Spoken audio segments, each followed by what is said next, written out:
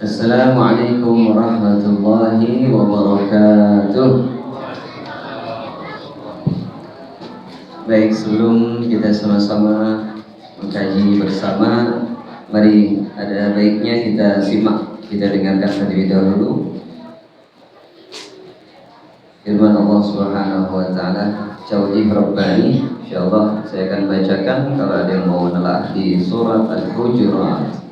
Al-Hujurat yaitu ayat 12 sampai ayat 13 saja, insyaallah.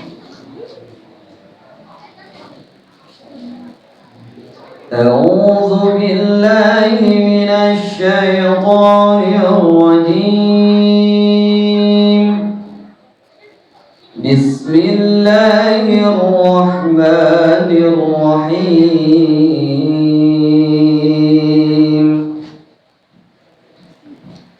Ya ayyuhalladzina amanu ijtanibu katsiran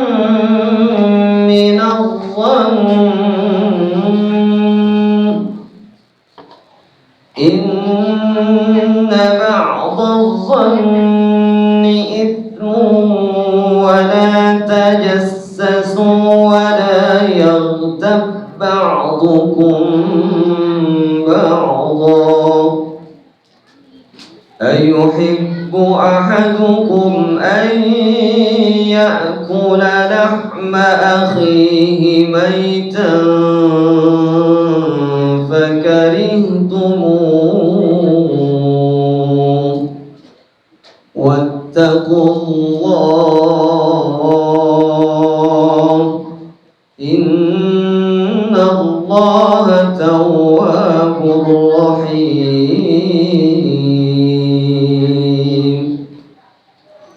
Ya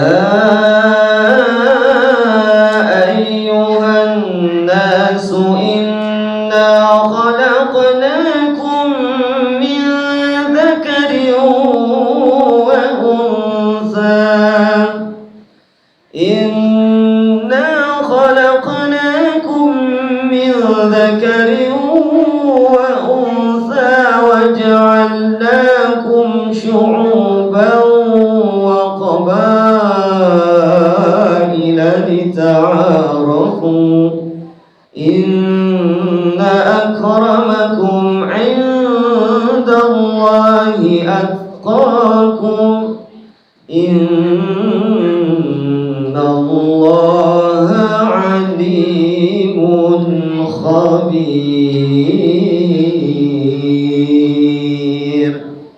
Shadaqallahul 'azim. Mudah-mudahan kita yang mendengar insyaallah mendapatkan rahmat dari Allah Subhanahu wa taala. Amin ya rabbal alamin. Jamaah Allah Subhanahu wa taala, alhamdulillah wa syukru lillah ala ni'amillah. Bersyukur sekali kepada Allah Subhanahu wa taala. Rasa-rasanya Ramadan di tahun ini lebih baik dari tahun kemarin. Alhamdulillah wa syukurillah. Saya secara pribadi sangat bersyukur sekali. Kalau boleh, mungkin saya tinggal di Margonda. Tahun kemarin itu bahkan nyaris memang tidak ada tarawih sama sekali. Ada yang sebulan penuh, ya masjid itu betul-betul ya lockdown. Bahkan mohon maaf, sampai merbotnya kagak bisa masuk ke dalam masjid karena digembok masjidnya. Jadi DKM itu ada yang mungkin ketuanya ya ada, sekretaris, bendahara biasa begitu, merbot lain, kebersihan lain. Yang megang gembok kebersihan, yang azan atau merbot imam itu lain. Jadi yang gembok itu mungkin bagian kebersihan. Ketika muazzinnya datang, ya salah satu pengurus masjid itu, ya masjidnya digembok, sehingga dua azan tidak ada, dua waktu, zuhur, asar. Kemudian akhirnya karena asar nggak ada yang azan lagi, sehingga kita laporan sama salah satu pemuka agama di sana, sehingga ditelepon ketua DKM-nya. Tetap itu ya, ternyata yang punya, yang megang kunci gembok nggak ketemu. Akhirnya apa bahasanya itu, bahasa Betawi, nyelos dari pintu gerbang, masuknya lewat jendela cuma buat azan. Kiai itu marah kalau sampai masjid nggak ada, rubuhin aja itu masjid. begitu ya. Jadi sampai tidak ada azan, masya Allah. Itu tahun kemarin luar biasa.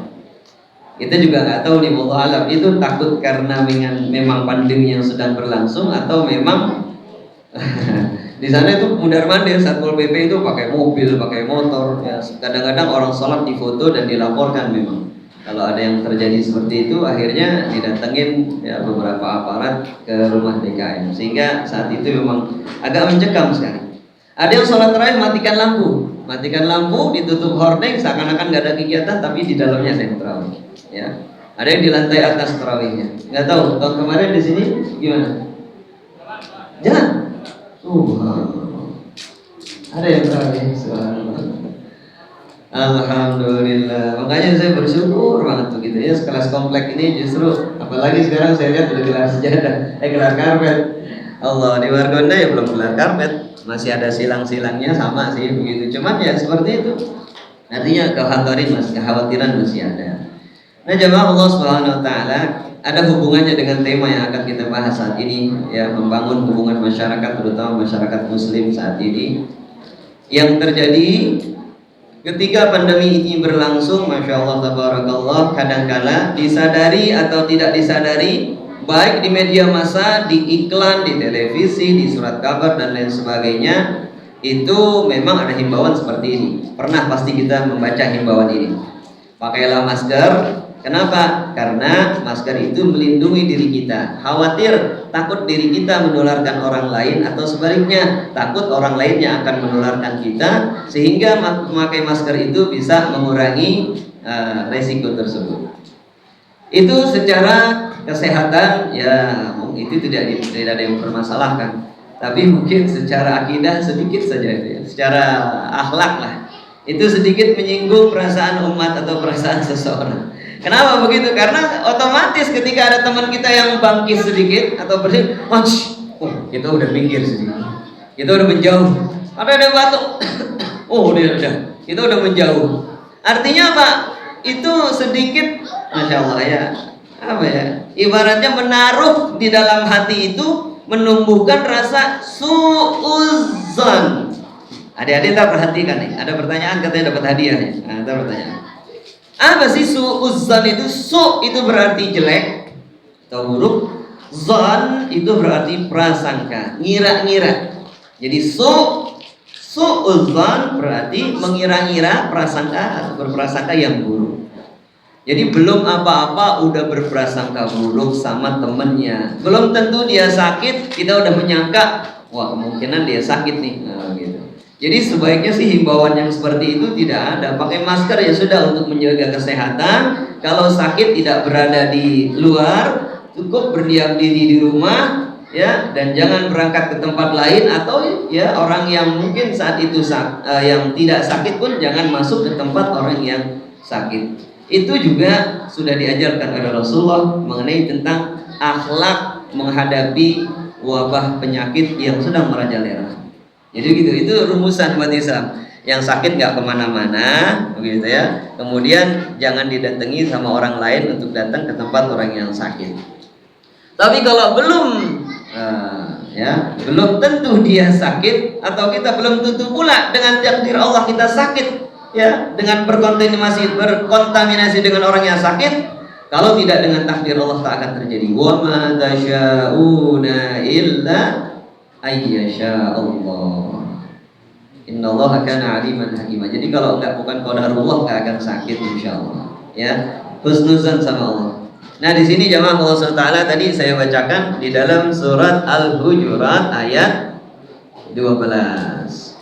Ya ayyuhalladzina amanu ijtanibu katsiran minadh-dhann. Wahai orang yang beriman, janganlah kamu ini banyak-banyak prasangka buruk, ya. Nah, katsiran minadh-dhann, banyak-banyak prasangka buruk. Kenapa? Inna ba'dadh-dhanni ismun, karena prasangka buruk itu sudah pasti ada dosa di sana. Ya. Wala tajassasu, masya Allah ayat ini melanjutkan. Wala tajassasu, janganlah kalian berdesas-desus. Nah, tajassus itu dulu kalau saya di pondok itu menjadi jasus itu sangat ditakutin sama santri-santri lain. Kenapa? Karena jasus itu mata-mata, spyun. Jadi kalau ada ini, oh si fulan lagi jasus nih, oh hati-hati jangan dekat sama dia. Ya lah, tuqarribuhu, jangan dekat sama dia, ntar dicatat begitu. Ya. Jadi masya Allah. Kenapa? Karena si jasus itu memang nyari-nyari salahnya orang lain. Minum berdiri, begitu ya. Minum sambil jalan, berbicara bahasa Indonesia, padahal saat itu mingguannya mingguan Arab atau mingguan Inggris, ya. Atau mungkin ada yang apa saja, pokoknya kesalahan-kesalahan kecil dicatat sama jasus itu. Tapi secara akhlakul karimah, mencari-cari kesalahan orang lain itu pun termasuk dalam akhlakul mazmumah, akhlak yang tercela, akhlak mazmumah. Asbabun nuzul dari ayat ini Al-Hujurat ayat 12 begini, jemaah Allah Ta'ala. Ada sahabat Rasulullah yang namanya Salman Al-Farisi. Tahu Salman Al-Farisi ya? Nah, Salman Al-Farisi. Beliau kalau habis makan, makannya memang banyak juga di Salman nih. Ya, Salman makannya agak banyak. Habis makan, kalau habis makan selalu ketiduran. Habis ketiduran ngorok.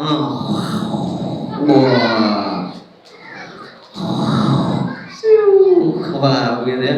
Ternyata ngoroknya itu sampai kedengeran, sampai sahabat jangan ketawa-ketawa. Ya, yang ngelihat langsung dia itu, ternyata ya dengkurannya itu diperolokkan, bahkan diceritain lagi ke teman yang lain gitu ya, teman yang nggak ngelihat ya. Sahabat Salman ini habis makan mendengkur, diceritain ke sana kemari. Akhirnya pada tahu ya bahwa kalau Salman habis paling nih habis makan dia tidur nih. Kalau ini habis tidur ngorok nih, wah ganggu udah nih. Ya, ngoroknya kalau bahasa kita kayak macan misalnya begitu ya. Kalau kayak harimau, masya Allah. Akhirnya karena sebab cuma kecil menceritakan kejelekan, menghibah. Nah, itu ghibah, menceritakan kejelekan orang ini padahal cuma kecil. Apa sih artinya mendengkur, ngorok itu? Apa sih artinya? Ya Allah, sampai-sampai Allah tegur dengan turunnya surat Al-Hujurat ayat 12 ini. Allahu Akbar. Kita kadang-kadang nggak nyadar jamaah begini. Lagi ngomong, misal lagi ngumpul-ngumpul nih. Aneh sih bukan ngomongin orang ini. Wah gitu. Pernah nggak kayak gitu? Mohon maaf ya. Kadang-kadang kita lagi kumpul nih, ada sih bukan ngomongin orang nih. Dia tuh masya Allah, wah kalau ini ya Allah ya. Padahal ketika dia sudah ngomong begitu, saya sih bukan ngomongin orang. Nah itu lagi ngapain? Ya itu udah lagi ngomongin orang itu. Ya Allah, setan udah tepuk tangan gitu. Ya udah ngomong. Pokoknya nggak ada istilah apapun, apabila mungkin awalnya begini. Maaf nih ya, maaf nih ya. Saya minta maaf sama siapa? Ya, artinya bukan nyeritain orang ini. Kenapa? Wah, masya Allah dia mah ke masjid lambat mulu. Habis selamat begitu, wah maunya nyelak yang di depan, padahal datangnya belakangan. Wah, jadi diomongin mulu dia, masya Allah. Misalnya gitu, ya misal itu, jangan misal aja. Ya, itu nggak boleh walaupun cuma sekecilnya itu sebuah menjadi akhlak yang tidak terpuji, tercela, bahkan menjadi sebuah dosa. Lanjutan ayatnya apa nih? Ini ancamannya nih. Nih teman-teman jamaah nih semuanya ya. Kalau kita sudah menggunjing kesalahan orang lain, disebutkan sama Allah Subhanahu wa taala, "Wala yaghtab ba'dukum ba'dha." Jangan saling menggunjing atau mencela. Ayuhibbu ahadukum ayyakula lahma akhihi maitan? Apakah kamu suka kamu makan bangkai saudara kamu sendiri yang sudah mati? Jadi dosanya seperti makan daging bangkai saudaranya sendiri. Orang-orang yang menggunjing, orang-orang yang menghina, menjelek-jelekan saudaranya sesama muslim, yang akhirnya timbul di sana kesenjangan sosial. Nauzubillah. Yuk kita berlindung kepada Allah. Nasta'iz billah. Ya Allah, saya berlindung minal ghibah, ya, daripada sifat-sifat ghibah, sifat-sifat yang bisa merusak daripada amal-amal ibadah kita dengan menceritakan orang lain. Kalau amalnya sudah habis, ini orang yang menghibah, kata Rasulullah SAW, amalnya yang baik itu akan diberikan oleh orang ya yang dibicarakannya tadi, yang dijelek-jelekan. Yang dijelek-jelekan sih senang sebenarnya, biarin aja, kalau dia nggak balas, biarin aja. Amal baik dia dilimpahkan kepada orang yang dijelek-jelekannya itu. Kalau udah habis, misalnya tuh amal kebaikannya dia udah habis tuh, gara-gara bicarain lagi, habis amalnya, bangkrut dia. Apa akhirnya? Dosa orang yang dijelek-jelekannya itu berlimpah beralih, ditanggung oleh orang yang membicarakannya tadi. Sungguh rugi orang yang berghibah. Apalagi orang yang sudah masuk di atas ghibah itu yang namanya hasud. Kalau sudah hasud, sudah dia benci seseorang, padahal benci sama seseorang, pada dasarnya orang benci nggak mau memberikan apa-apa. Jangankan makanan, jangankan manfaat, apapun sekecil apapun kebaikan nggak akan dia berikan kalau dia itu benci sama seseorang, dengki. Tapi gara-gara dia kedengkiannya itu diceritakan kepada orang lain, maka kebaikannya dilimpahkan kepada orang yang dia hasudkan itu. Masya Allah, tabarakallah. Nah, ini jemaah Allah SWT, mudah-mudahan kita bisa menghindari itu, jaga-jaga. Kalau ada seperti apalagi bulan puasa, habis pahala puasa kita udah. Lagi puasa-puasa, lagi ngobrol-ngobrol gitu ya di masjid, apalagi di masjid, na'udzubillah. Ya, atau di teras masjid, atau ngomongin orang, aduh, udah dosa dapat, pahala puasa nggak dapat. Ya, tapi wajib nggak dibatalin puasa? Nggak bisa, nggak boleh membatalkan puasa. Dia wajib meneruskan puasanya sampai maghrib, tapi pahalanya tidak ada. Andai kata dia batalkan puasa, dia dapat dosa juga. Dia harus ganti ya di bulan yang akan datang, yang lainnya. Begitu kira-kira. Nah, ini jemaah Allah SWT sekilas demikian. Ini sebagai barometer saja. Kalau kita ingin menjaga hubungan baik kepada sesama kita, udah omongin yang baik-baik aja. Teman-teman kita ceritain yang baik-baik aja. Karena kata ada yang ngomongin seperti itu, udah begitu juga banyak kekurangannya ya. Daripada yang lain udah nggak usah ngomongin yang lain, biarin dia kita. Sebaiknya begitu. Kita saling nasihati, tawassaw bil haqq wa tawassaw bis sabr. Saling nasihati yang kebenaran dan juga kesabaran. Insyaallah kalau seperti itu nanti nggak ada tuh desas-desus seperti itu tadi. Jangan dengerin gosip, jangan dengerin ya sesuatu yang kira-kira membuat kuping kita itu terpancing untuk membicarakan kejelekan orang lain. Nah, ini jemaah Allah SWT, cukup singkat saja. Mungkin ada pertanyaan? Pertanyaan atau ditanyakan? Oh, jadi kita yang ngasih pertanyaan. Masya Allah. Oh begitu. Buat siapa nih? Buat jemaah atau buat anak-anak aja? Anak-anak nih dengerin. Oh ya baik, anak-anak tunjuk tangan. Ya. Tadi ada sahabat Rasul yang Ustadz. Subhanallah. Baru juga ini. Yang baju hitam, maju sini. Karena sambil bersuara tadi beliau. Oh subhanallah. Namanya siapa? Nama? Fahmi. Oh, Fahmi kelas berapa Fahmi? Terawihnya udah bolong belum nih? Belum. Subhanallah. Terus ikut terawih ya? Subhanallah. Sahabat Rasul yang tadi Ustaz bicarakan siapa? Subhanallah. Iya betul. Ahsantum. Mumtaz. Tambah soalnya. Waduh. Jadi hadiahnya amplop nih. Pantesan banyak di sini, Masya Allah. Ntar ada yang panggil anak-anak luar suruh datang. Subhanallah. Aduh, sponsornya siapa di sini nih? Allahu Akbar. Berkah. Lagi ya. Itu soal gampang. Yang kedua, agak sulit sedikit. Tadi surat apa, ayat berapa yang dibacakan? Wah, itu yang pakai gamis. Yang pakai gamis dulu. Saya lihat tadi yang pakai gamis biru. Lalu, ini nggak boleh contekan. Ntar dibagi dua. Wah, dibagi dua ntar hasilnya. Namanya siapa? Fahri. Itu Fahri. Adik kakak? Enggak, kira ya. Silakan. Fahri, surat apa dan ayat berapa? Al-Hujurat ayat 12. Subhanallah. Ahsantum. Jayyid. Akhwatnya sekarang. Yang laki-laki dia sekarang yang akhwatnya. Masya Allah. Waduh, senang banget ini. Adik-adik akhwat, kita nggak boleh bicarakan kejelekan teman-teman kita, ya, benar ya? Nah, apa istilahnya tuh membicarakan kejelekan orang lain tuh apa? Akhwat, yang perempuan. Ayo yang wanita, siapa yang tahu istilah orang yang menjelek-jelekan kesalahan orang lain, kejelekan orang, istilahnya apa? Namanya apa? Oh ya, silakan si kecil. Apa? Ghibah, iya betul. Ya alhamdulillah. Ghibah ya, nggak boleh menceritakan kejelekan orang lain. Masya Allah. Kemudian, ya ini sama nih istilah lagi. Dua lagi. Apa istilah buruk sangka? Nah, lu perempuan lagi. Oh itu yang di tengah-tengah. Apa istilah buruk sangka yang di tengah-tengah? Apa sih? Suuzon, pintar-pintar di sini ya Allah, saya salah ngasih soalnya. Ya udah nggak apa-apa, kasih. Waduh, ini yang terakhir. Wah, yang terakhir. Baik nih ya. Nah, waduh nama saya katanya siapa? Wah, kalau nama saya tahu, ini saya ngasih tambahan. Saya ngasih tambahan itu. Ada yang tahu anak-anak nama saya siapa? Wah, yo, saya kasih tambahan deh beneran ini. Waduh, sampai 5 nih, nggak ada yang jangan kasih bocoran Pak.